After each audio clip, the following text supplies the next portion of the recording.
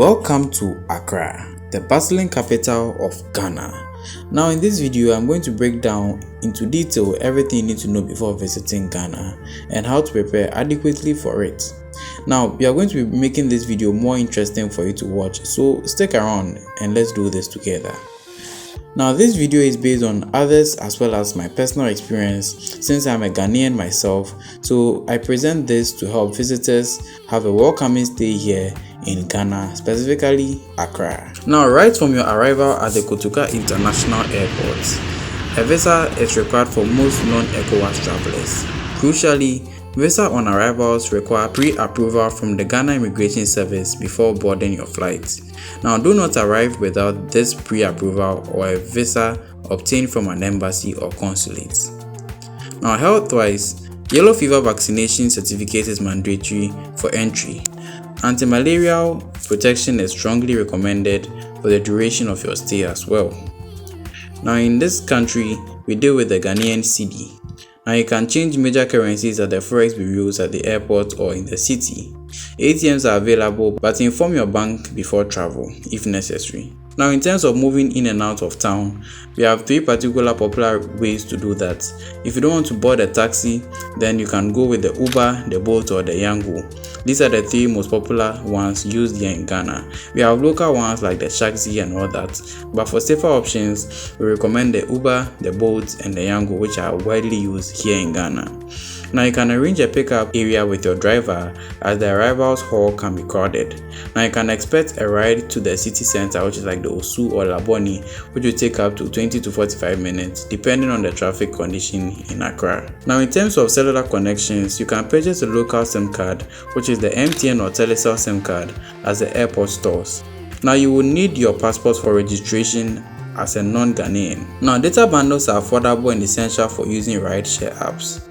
The hard truth in Ghana here is that MTN is typically faster than Telecel in terms of data connections, but Telecel has better data options than that of the MTN.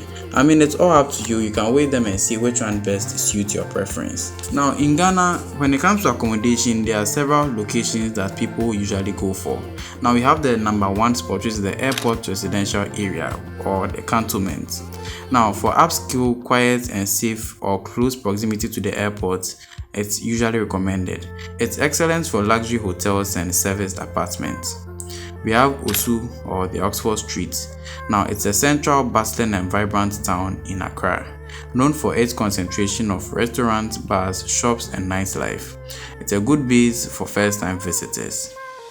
We also have Laboni or East Legon. Now, residential and modern areas with popular local spots, boutiques and hotels as well as rental apartments. Laboni is closer to the center, but East Legon is further out, but also popular with the diasporans. East Legon is a popular location here in Ghana, so if you step into this country, you would know what I'm talking about. But the actual truth is that East Legon is not also far from the airport, so when you come, you'll get to know all these locations and be familiar with them as well. Now, Jamestown is a historical area, less tourist-oriented for accommodation, but offers an authentic Royal City experience. Now, with Jamestown, we'll get into it a bit, but let's move straight into the food and dining options here in Ghana. Now, one of the most popular foods that you can try here in Ghana is a jollof rice. It's West Africa's famous spiced rice cooked in a tomato-based broth, and it's a must try because I mean it's almost everywhere. You can get jollof rice to eat almost everywhere. You can check it out. Another popular food here is the wache. Now, a breakfast or lunch staple of rice and beans served with stews, spaghetti, gari, which is the cassava flakes, and sometimes eggs, or let me say an egg. Alright. We also have banku and tilapia, and it's popular here in Accra. It's fermented corn and cassava dough served with a peppery hot sauce, which is called the shito, and a whole grilled tilapia fish. We have kelewele, usually served in the evening, or typically sold in the evening, but I mean you can get it at particular places in the daytime as well. Now, it is a deep fried spiced plantain chunks, and it's an excellent street snack to get here in Accra. Now, finally, we have fufu and soup. I mean, this is a hot meal, and a heavy one as well. This is cassava and plantain pounded into a swallow, served with hearty soup like granules, which is peanuts, or light soup, which is with meat or fish. Now, I can't give you a particular recommendation of restaurant to get your foods from due to location, taste, and other reasons which I can't list here because everyone has their own preference. So I recommend you go out there and explore, check out some foods for yourself, but just be careful of where you get your food from. Just check around and make sure you're getting from the right place. Now, these are some must-see tourist attractions that you can try here in Ghana, and I'm going to put out some few ones for you. That's for the places that you can check out here in Accra. Now, we have the number one spot, which is the Kwame Nkrumah Memorial Park. Now, dedicated to Ghana's first president and father of independence, a significant political and historical mark is the Kwame Nkrumah Memorial Park. Now, over there you can get a local guide to take you an in-depth tour of the mausoleum and surrounding gardens. You can also take pictures as well for memories and other particular reasons. It's all up to you. Then we also have Jamestown, which is a fishing community and a lighthouse.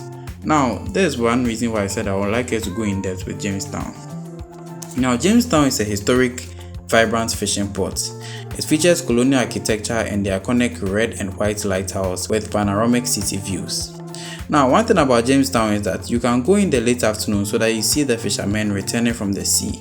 But just be aware of the area because it can get crowded and intense in the evening, sometimes in the morning as well. So just be very careful if only you want to try visit that place, or you can get someone to take you around as well, just for your safety reason.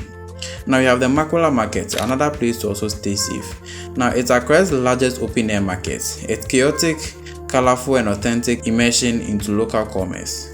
Now, it's great for photography and experiencing local life, but be vigilant with your valuables and dress modestly. We also have the Center for National Culture, which is called, or popularly known as, the Arts Center.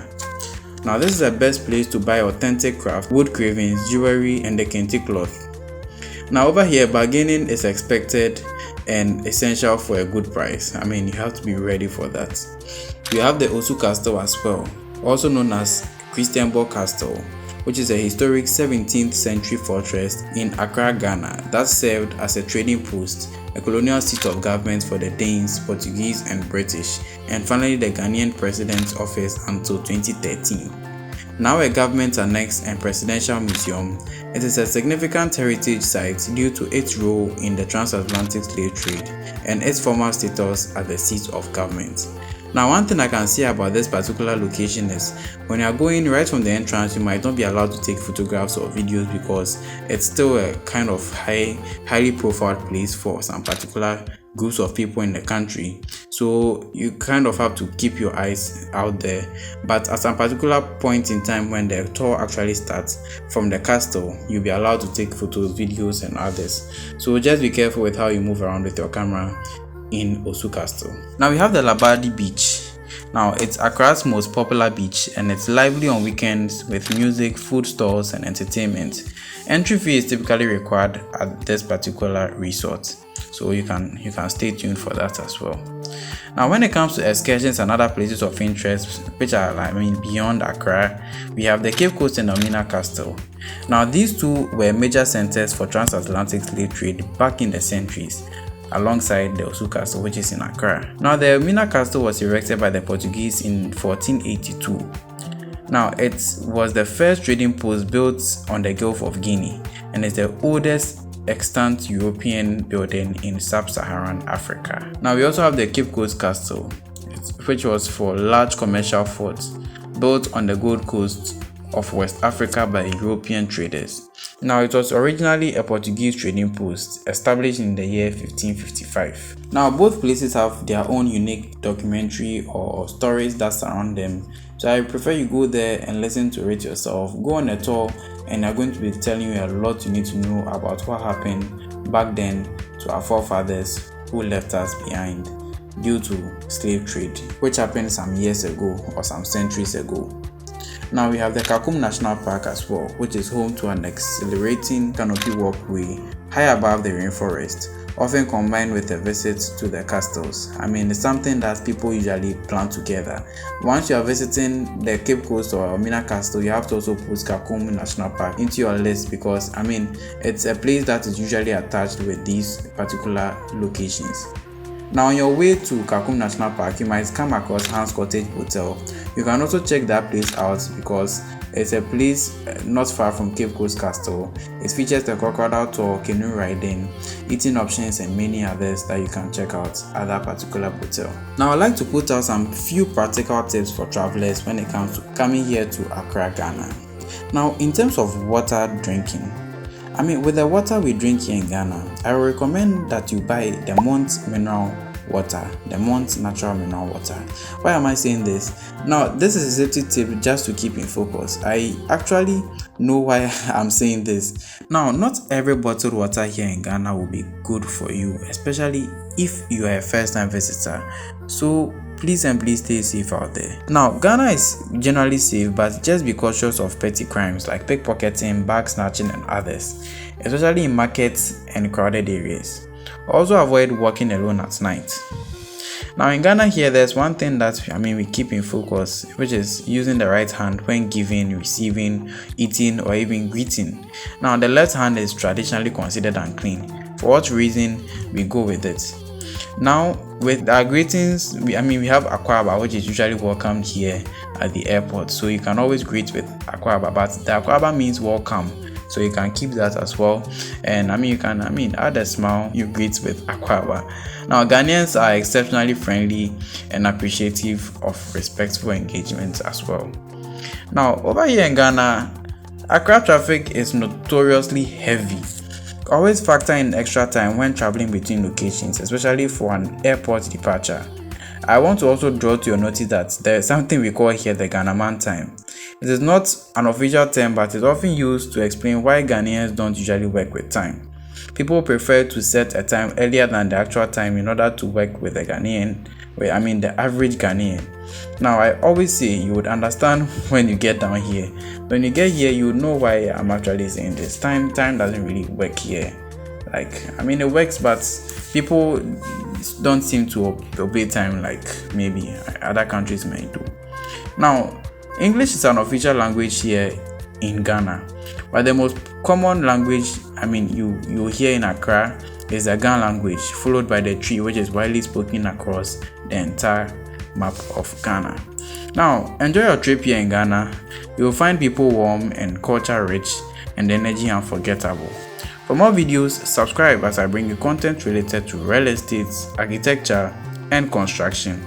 Thanks for watching this one, and I'll be with you in the next one.